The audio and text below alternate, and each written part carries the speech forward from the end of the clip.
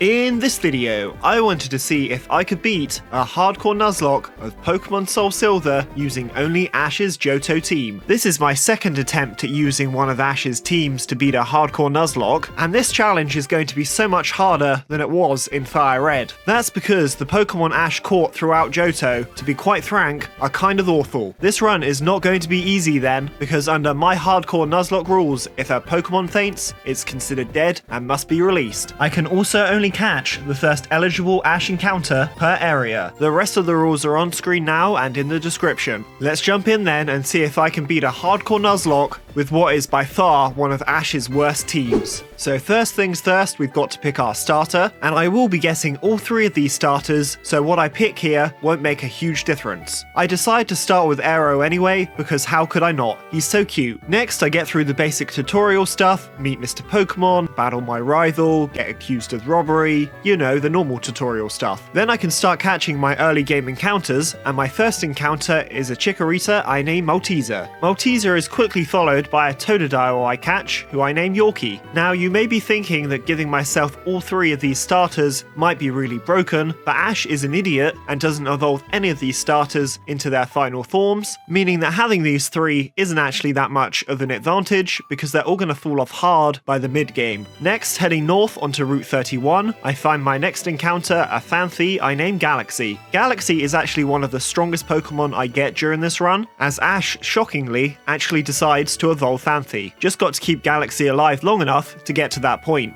Then, heading into Dark Cave, I grab my last encounter before our first gym, a Larvitar I name Kit Kat. Having a Tyranitar would obviously be incredibly broken, but of course Ash never evolves Larvitar, meaning Kit Kat is really only going to be useful for the early game. With our first batch of encounters caught then, it's time to challenge Falkner, the flying type gym leader. Falkner is mostly just a pushover, but I don't actually have any super effective moves, meaning his Pidgeotto could be annoying if it spams Roost. Let's hope this goes well then, as I start with Aero as Falkner starts with Pidgey. 2 Embers are enough to take down Falkner's first bird, as a Pidgey just gets off a weak tackle. Second is Falkner's ace, his slightly bigger bird, Pidgeotto. Aero is immediately outsped, and takes a tackle that of course crits and nearly KOs my Fire Mole. Ouch. At the very least, I get equally lucky, as a single Ember from Aero does decent damage thanks to Blaze and gets the burn. Burn should mean this fat pigeon is pretty much crippled, so I switch into Kit Kat. The Pidgeotto then starts spamming Roost, which is annoying, but Kit Kat is able to respond by setting up a Sandstorm. Sandstorm chip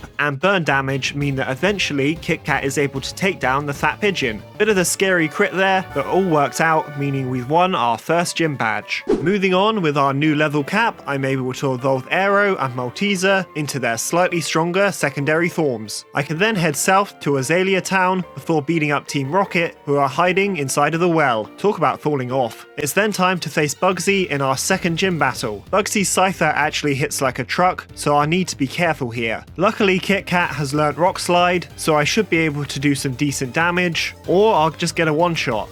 Well that was easy. I guess I'm lucky Kit Kat actually got a decent move. Unsurprisingly, Kakuna and Metapod also can't stand up to a Rock Slide, meaning I can easily sweep this gym for an easy second victory. Second gym badge acquired. While that gym was a cakewalk, from this point on every single gym leader has a fully evolved Pokemon, meaning that actually this is the last easy gym fight for the rest of the run. Before we get to that though, we've got some shameless self-plugging to do, so remember to leave a like if you've been enjoying the video so far, and subscribe so you never miss a video. Also, if you really want to go out of your way to support the channel, I've got channel memberships available for as little as £1 a month. No pressure though, any support you show is appreciated. On with the video. So before we can leave Azalea Town, we're ambushed by our rival, but thankfully this fight is mostly just a joke, so we can quickly move on. We're then able to head into Ilex Forest, and you know, this place just isn't the same without Gardenia pleasuring herself with Vine Whip. ROM hacks really make Pokemon games into something special, don't they? Anyway, before heading through Ilex Forest, I'm able to find the Headbutt Man, which means if I head back to Azalea Town, I can grab another Pokemon. By throwing Larvitar at a tree, I'm able to find and catch a Heracross I name Mars. Mars is easily one of the strongest Pokemon I can get during this run, so I'm excited to see what he can do. Then heading north past Goldenrod, I can make my way to the bug catching contest and find another bug type. Kinder the Beedrill isn't as strong as Heracross, Heracross, but I don't get enough encounters during this run to be picky. I then win the bug catching contest, which doesn't really do anything for me, but I like winning, so I'll take it. It's then time for one of the hardest gym fights in this game, Whitney the normal type leader. I do have a counter for Miltank in Heracross, but Miltank is not something that should ever be underestimated. So Whitney starts with Clefairy, and I start with Heracross. A single Brick Break is enough to KO the pink ball. Perfect. Then the Nightmare Cow comes out. I'm immediately outsped and hit by an Attract, but Mars clearly isn't into Bovines because he breaks through and lands a Brick Break that does over 50%. Maybe this fight won't be as bad as I thought it was going to be. Of course, I jinxed myself because Mars is then immobilized by Love on the following turn and then flinched by Stomps twice. Right, can't risk Mars taking another hit, so I switch into Kit Kat on another hard stomp. I then try to set up a Sandstorm, so if nothing else the cow will be taking chip damage, but I get flinched again. Thankfully on the next turn I don't get flinched for a fourth time, meaning I'm able to set up a Sandstorm. Another stomp brings Kit Kat really low before my Larvitar hits back with a Rock Slide that annoyingly, even after Sandstorm, just misses the KO. Missing the KO means I'm forced to switch again, this time into Aero as the Miltank is healed by a potion. Aero then takes another stomp after getting off an Ember, bringing my starter and the cow to 50%. My Fire Mole then takes an Attract, but thankfully still breaks through and lands another Ember, bringing the cow low again. Before I can potentially KO though, Whitney uses another potion. Jesus, 2 super potions and a milk drink on this cow is so overkill. Another stomp then brings Aero way too close to going down before he lands another Ember. Right, now I have to switch again, so I go into Galaxy as the Miltank starts rolling out. Galaxy is only able to hit back with weak tackles and eventually is brought really low with a stomp that of course flinches again. Okay, I'm really working my way through my Pokemon at this point and the cow still isn't dead. Realizing that Galaxy isn't going to be able to do much damage, I start trying to go through a Growl, but of course I get hit with another Attract and immobilized. Galaxy is then brought down to 3 HP by another stomp before finally landing 1 Growl. Right, now it all comes down to Malteser because if he can't KO the cow, I might be looking at a wipe. So I send in Malteser, and thanks to Growl, Stomp doesn't do a lot. I then take a second Stomp before setting up a Reflect, further reducing Miltank's attacks. Malteser then gets flinched by a Stomp before getting off a Synthesis on the following turn, fully healing my plant. Malteser is then hit by an Attract, but 2 Razor Leafs are enough to finally bring an end to the world's longest battle against a Miltank. Holy shit, that fight was a little bit close. Had Miltank gone for Milk Drink more, or I'd been crit a couple of times, that could have been an absolute slaughter. Somehow though, we made it through with no deaths, winning our 3rd gym badge of the run. We're then able to head towards the Lake of Rage for our next encounter, a Noctowl I named Smarty. Noctowl isn't an amazing Pokemon, but it's fully evolved, so I'll take it. This is also the last Pokemon I'm going to get during this run, so I've got to make the most of what I've got. I'm then able to evolve Galaxy into Donphan before it's time for Morty and his ghost types. Now, I always shit talk this gym leader because honestly it's such a joke, especially with Noctowl, because thanks to my bird's ability Insomnia, I can actually only be hurt by Curse and Sucker Punch during this fight. This should mean this fight is completely free as always. Ghastly goes down to a Confusion, Haunter is next and does outspeed and land a Curse before going down to another Confusion. Third is Gengar, and because of Curse I decide to switch out into Aero before sending my bird back in. Mean look. Okay, that might be a problem. Sure, it'd be fine though.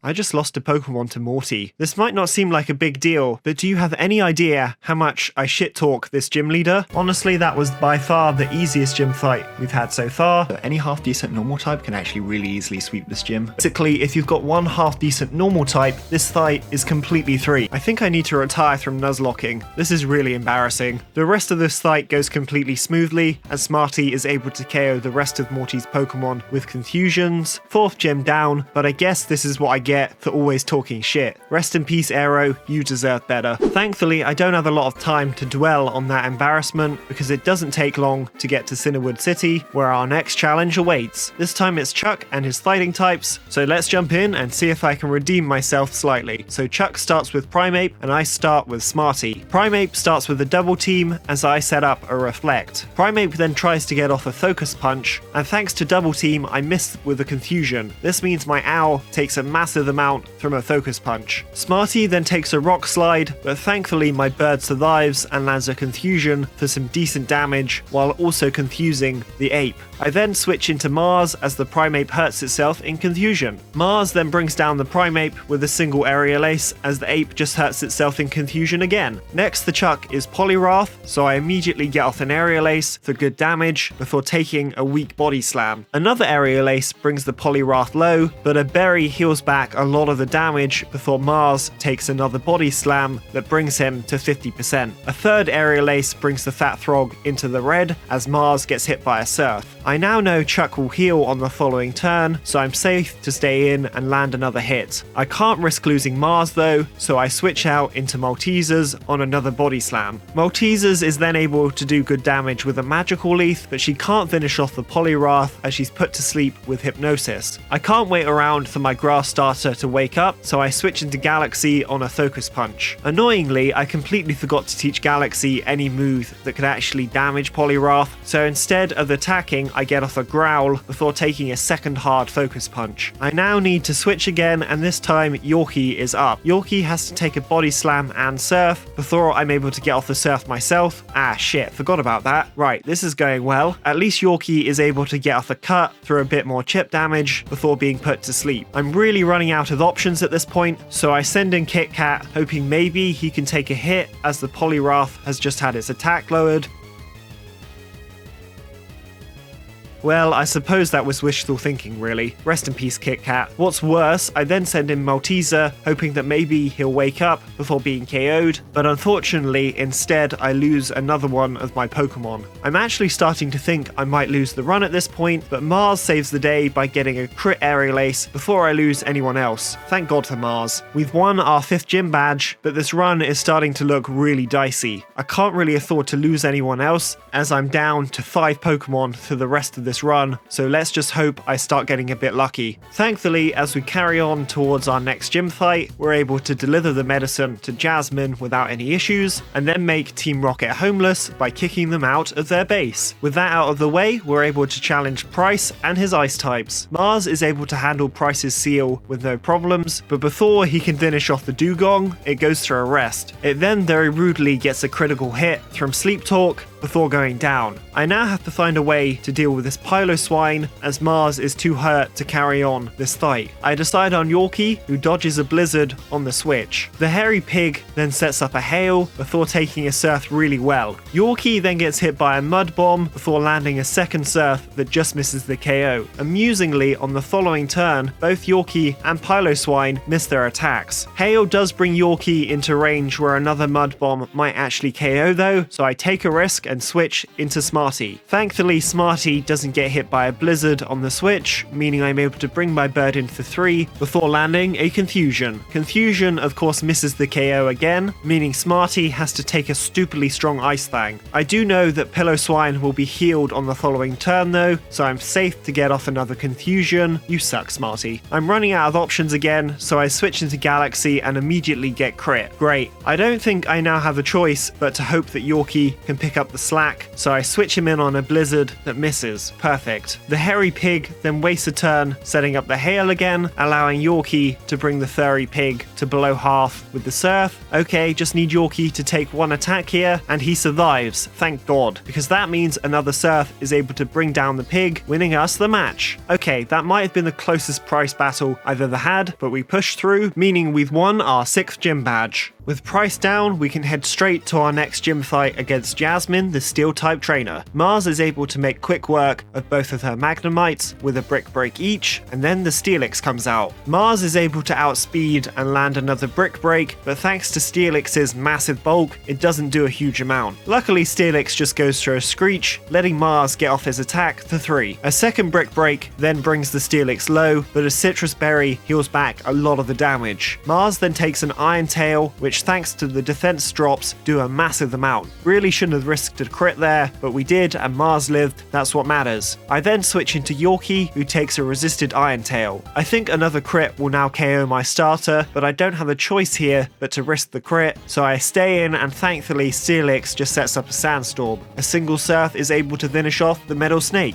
Okay, short fight and still nearly lost 2 of my Pokemon. A win's a win though, not going to complain. Before we can carry on towards our last gym battle of the run, we do have to deal with Team Rocket again. These fights are more tedious than anything else though, and even their leader can't do much against our team of uber powerful Pokemon. When I say uber powerful Pokemon, I clearly mean Mars, who is able to one-shot Houndour and Houndoom. Smarty is then able to finish off the Koffing with Confusions. Easy. With Team Rocket taken down then, it's time for our last gym battle of the run, and this is not going to be easy. Claire and her Kingdra are tough enough to take down in a normal playthrough of SoulSilver, so trying to take down her team with 5 Pokemon, only 2 of which are any good, is definitely going to be an uphill battle. Let's jump right in then. Claire starts with her Gyarados and I start with Kinder. I want to set up a Toxic Spikes here, but of course, before Kinder can get off an attack, he gets flinched by a bite. Good start. At least my bee survives a second bite and isn't flinched, so I am able to set up 1 Toxic Spikes. Strangely, Gyarados doesn't have any water moves, so now that I've got Toxic Spikes set up, I can switch into Galaxy on a bite, take a Dragon Rage, and then KO with a single Thunder Fang. Next is Claire's ace, Kingdra, so I switch into Yorkie, who avoids a scary Hydro Pump. Yorkie then does get hit by a Smoke Screen before getting off a dig that does okay damage. Before Yorkie can get off the second dig though, he is hit by a Dragon Pulse that very nearly one-shots my Water Starter. Thankfully Yorkie survives and lands another dig, and poison damage is starting to stack up, leaving the Kingdra low. Unfortunately though, I'm pretty sure Kingdra is going to be in range for Claire to heal on the following turn, but there's not a lot I can do about that, so I switch into Smarty on another Dragon Pulse. Of course, Claire then heals with a Hyper Potion, and Smarty does okay damage with an Air Slash. Smarty then gets hit with a very scary Hydro Pump before striking the dragon back with a critical hit Air Slash that, thanks to poison, gets the KO. That crit was really game changing. I'm not through this fight just yet, but I think that turn made all the difference. Next, the first of Claire's Dragonairs comes out, and I decide to take a risk with Smarty, who luckily just dodges a slam before landing another strong Air Slash. My owl is the best owl. I decide I might as well risk a second attack here, so I stay in again and my owl survives on 5 HP. Okay, ouch, that was a little bit too close to comfort, but Smarty survived yet again and is able to land another Air Slash. I am now forced to switch however, and I decide on Galaxy, who gets hit hard by a Dragon Pulse on the switch. I now need Galaxy to survive another Dragon Pulse or this run is pretty much over.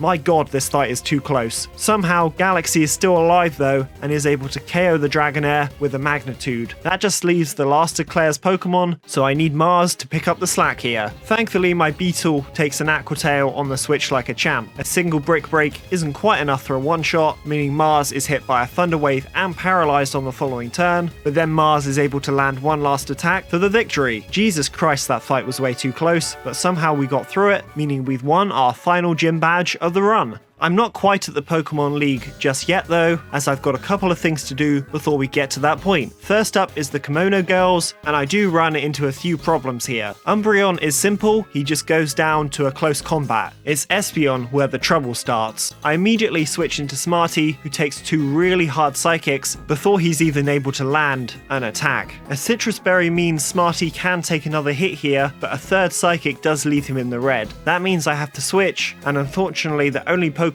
who might stand a chance here is Galaxy. As I switch, Galaxy takes another Psychic that does 73 damage, leaving Galaxy on 76 HP. Right, a crit or a high roll here could end this run, but our luck holds out again, and Galaxy survives, meaning we're able to take down the Espeon. Flareon then goes down with no issues, and so does Jolteon. It's Vaporeon that once again gives me a heart attack as it crits Mars with the Surf, nearly KOing my best Pokemon. Game needs to piss off doing doing that, but at least we made it through that gauntlet. That just leaves one last obstacle between us and the Pokemon League, one last battle with our rival. Our rival has a pretty scary team for my Pokemon at this point though, so let's hope we can push through. My rival starts with Sneasel, and I start with Mars. A single Brick Break is able to pick up an easy KO. Second is Golbat, so I switch into Smarty on an Air Cutter. Smarty then annoyingly gets confused by a Confuse Ray, but my Owl continues to be the best Owl as Smarty breaks through the confusion 2 turns in a row and KOs with Extrasensories. Third is Magneton, who does cause Mars some problems as he's able to confuse and paralyze my Heracross before going down to a Brick Break.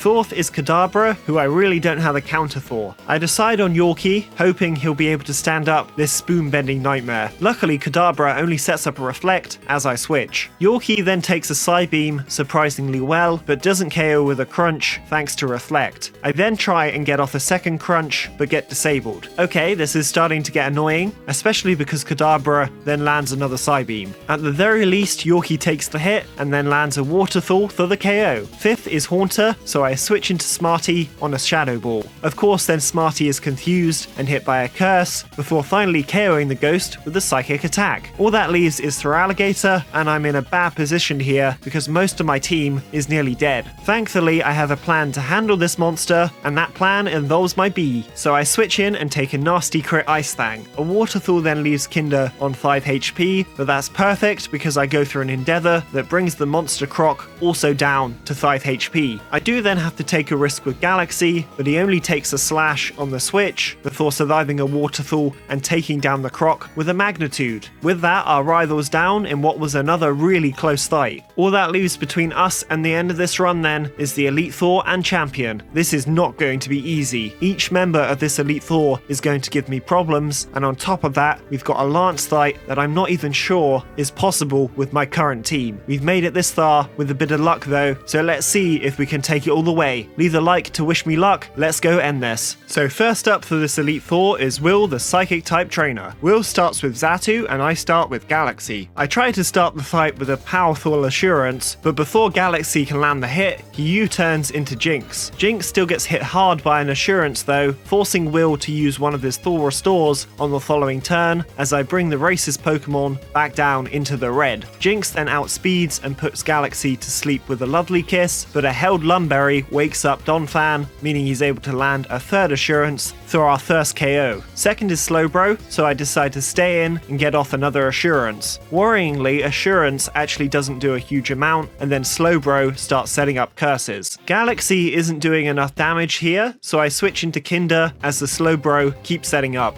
A Twin Needle from my bee doesn't do a lot, but at least it gets the poison. Slowbro's defense is clearly still way too high for Kinder to handle though, so I switch again, this time into Smarty. Thankfully on the switch, Slowbro gets greedy with setup, meaning I can finish off the Slowbro with a single Air Slash without taking a hit. Third to Will is Executor, so I stay in and get off another strong Air Slash. Executor then only sets up a Reflect, meaning a second Air Slash takes down the Coconut Tree. All that leaves the Will is both of his birds, the first of which comes in and immediately confuses Smarty. Smarty breaks through the confusion though and lands an Air Slash that does good damage. Xatu then gets off of me first, hitting Smarty back with his own Air Slash, but once again Smarty is a massive Chad because he breaks through the confusion and lands another attack that crits, finishing off the first Xatu. One more Xatu to go then, and this one proves to be more annoying as it comes in and lands a really strong Psychic on Smarty before tanking an Air Slash. Need to switch here, but none of my Pokemon are really in a good position to take this thing down. I decide Galaxy is probably my best bet, so I switch him in on another hard Psychic. A second Psychic then leaves my Donphan on 18 HP, and what's worse is that he fails to KO with an Assurance. Right, I'm now going to have to rely on Yorkie, so I send my Water Starter in on a hard Aerial Ace. Yorkie then tanks a Psychic that leaves him really low before he hits back with a Crunch that ends the fight. Right, well that's the first member of this Elite Four down, but that was way too close. Up next is Koga, who doesn't look like he's going to be any easier. Koga starts with Ariados, while I start with Smarty. Smarty starts the fight by outspeeding the spider, but unfortunately my owl doesn't get the one-shot, meaning he has to take a nasty poison jab before KOing with another air slash and extrasensory. Second is Muck, and while I might be able to do good damage with psychic attacks here, I really don't want Smarty taking a gunk shot, so I switch into Galaxy. Galaxy takes a gunk shot like a champ, and then outspeeds, KOing with a single Earthquake. Next is Thortrez, who does surprisingly survive a Fire Fang, but can't tank a second, so it goes down pretty easily. Fourth is Venomoth, who hits surprisingly hard before also surviving a Fire Fang. Thankfully, it only goes through a Toxic on the following turn though, so Galaxy can pick up another KO. That just leaves Koga's ace, Crobat. I decide Galaxy is healthy enough to stay in, so I'm able to do good damage with a Thunder Fang as the Crobat sets up a double team. I then switch into Yorkie as the Crobat sets up a second double team. Yorkie then takes a massive amount from a wing attack before missing an Ice Fang. Right, that's not good. I'm going to have to once again risk Yorkie's life here, so I hold my breath, and Yorkie survives on 7 HP. Okay, really would like Yorkie to stop nearly dying in every one of these fights, but thankfully I do get really lucky with Ice Fang as it manages to get the 3s. I really don't want the Crobat to thaw out though and KO Yorkie here, so I switch into Smarty. Smarty then of course just misses the KO with an extrasensory, meaning Koga uses a Thaw Restore on the following turn. If Crobat hits Smarty hard here, I could be in a bit of trouble, but my luck holds up as Crobat just sets up another double team, which allows Smarty to pick up our final KO of the battle. Another close one, but we're halfway through this Elite Four. Up next is Bruno, who is often the easiest member of this Elite Four. So Bruno starts with Hitmontop, and I start with Smarty. Surprisingly, Hitmontop doesn't start with a Fake Out, instead going through a quick attack as I set up a Reflect. I then start spamming extrasensories and air slashes as the Hitmontop keeps going for quick attacks. Annoyingly, before I'm able to finish off the spinning top, it does get a crit, meaning my main counter for Bruno is now crippled right at the start of this fight. At the very least, Bruno's next Pokemon, Hitmonchan, isn't really able to touch Mars, so I switch my bug in, take a couple of Thunder Punches before KOing with Aerial Aces. Next is Hitmonlee, who threatens with Blaze Kick. I decide Galaxy should be able to handle this thing though, so I switch him in and he dodges the attack on the switch before being hit by a Swagger. Luckily, Hitmonlee just goes through a Focus Energy on the following turn, and this allows Galaxy to land an Earthquake for the one-shot. Fourth is Machamp, and this monster hits like a truck. Galaxy does survive the cross-chop though, and then breaks through the confusion again, one-shotting the Thor-armed monster. All that leaves to Bruno is Onix, and shockingly, Onix isn't much of the problem, as it goes down to a single Earthquake. Still got pretty lucky during that fight, but overall that wasn't very difficult. All that leaves to this Elite Four is Karen, and we've gotten pretty lucky so far, so let's hope we can push through this last fight. Karen starts with Umbreon, while I start with Kinder. A single Twin Needle actually doesn't do a huge amount of damage, as Umbreon starts setting up double teams. A second Twin Needle does bring the Umbreon low, before Kinder is hit by a Confuse Ray. Luckily I planned for this, so a Lumberry cures the confusion, and then Kinder is able to pick up an easy first KO. Second is Murkrow, so I switch into Galaxy on a Pluck. A second Pluck does next to nothing, as a Thunderfang one-shots the bird. Third is Vileplume, who is walled pretty hard by Smarty, so it's a simple case of switching my bird in on a Petal Dance, and then KOing with an Aerial Ace and Extrasensory. Third is Gengar, who does threaten with Focus Blast. I'm pretty sure Smarty can handle this thing though, so I stay in and get off 2 psychic attacks for the KO, while being brought scarily low by Focus Blast. Next is Houndoom, Karen's scariest Pokemon.